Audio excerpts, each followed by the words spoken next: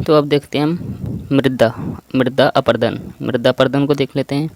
मृदा क्षेत्र में वनस्पति नहीं होने के कारण प्राकृतिक कारणों के चलते मृदा खंडित होकर टूट कर बह जाती है, तो उसे मृदा अपरदन कहते हैं।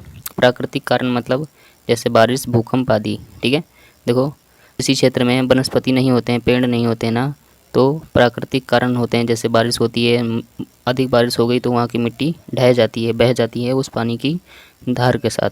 ठीक है, तो उस मिट्टी को बहना ही हम मृदा अपरदन कहते हैं। ठीक है, मृदा मतलब मिट्टी और अपरदन मतलब बहना। ठीक है, मिट्टी का बहाव हो जाना।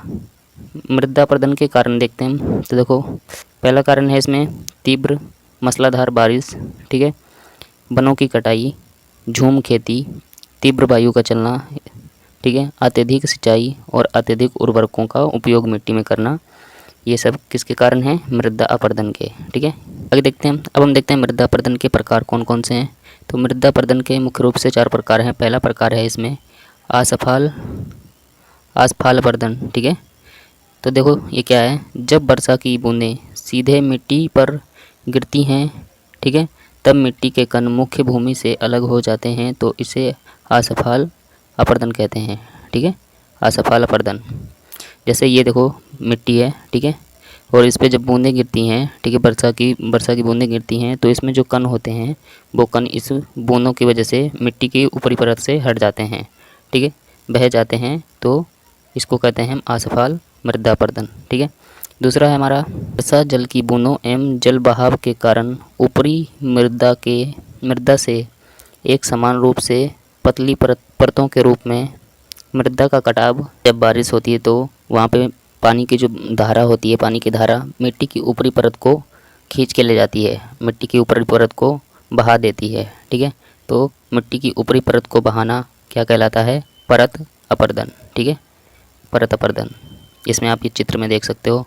देखो इसका तीसरा कारण है रील अपरदन। रील अपरदन मूसलाधार वर्षा के कारण मृदा की कमजोर परत का हटना और कठोर नालियां बनना रील अपरदन कहलाता है।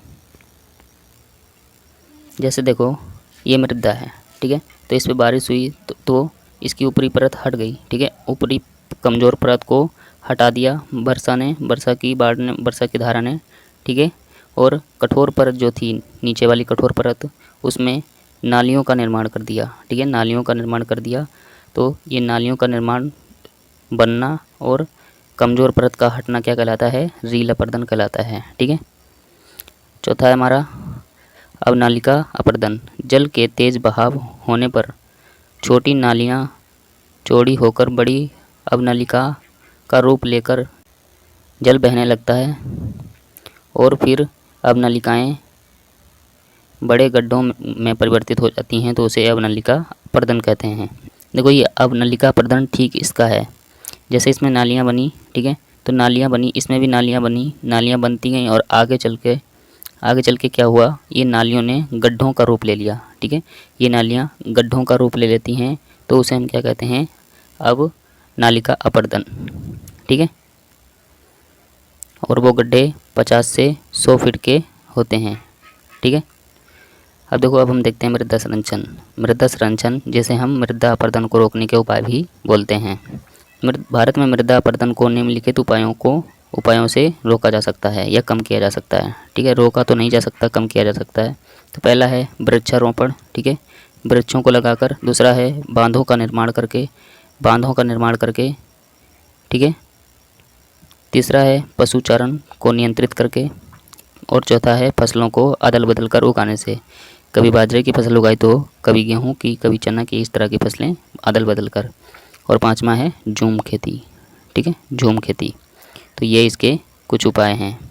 तो आई होप आपको हमारी वीडियो पसंद आई होगी। अगर आपको वीडियो पसंद आई तो प्लीज़ वीडियो को लाइक करके शेयर करें और चैनल को सब्सक्राइब कर लें, ताकि आने वाली हर नॉलेजेबल वीडियो आप तक सबसे पहले पहुँचे। धन्यवाद।